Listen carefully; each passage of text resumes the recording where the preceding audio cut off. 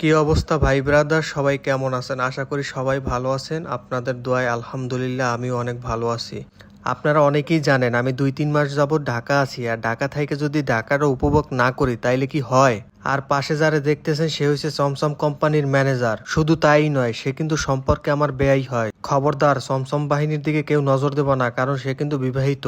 আর ঢাকায় মুই যে কয়দিন ঘুরছি, এই মোর চমচম বাহিনী লইয়ে কিন্তু মুই ঘুরছি। এই চমচম বাহিনী ঢাকার এমন কোনো জায়গা নাই যে না চেনে। সে টেকনাফ থেকে তেতুলিয়া, রূপসা থেকে পাটুরিয়া, মহাখালী আল্লাহর বান্দায় সব জায়গায় চেনে। খালি যদি এক ফির চমচম বাহিনীর কইতে পারি বেআই লন একটু ঘুরে আই, কইতে দেরি চমচম বাহিনী রেডি হইতে দেরি নাই। আজকে মোরা ঘোরার জন্য আইছি যমুনা ফিউচার পার্কে। জীবনে টাকা পয়সা আইবে যাইবে, ঘোরার মতন মন মানসিকতা সবসময় থাকবে না।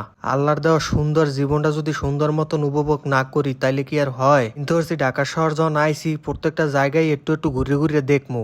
যমুনা ফিউচার পার্কে যাইয়ে তো আমার মাথাটা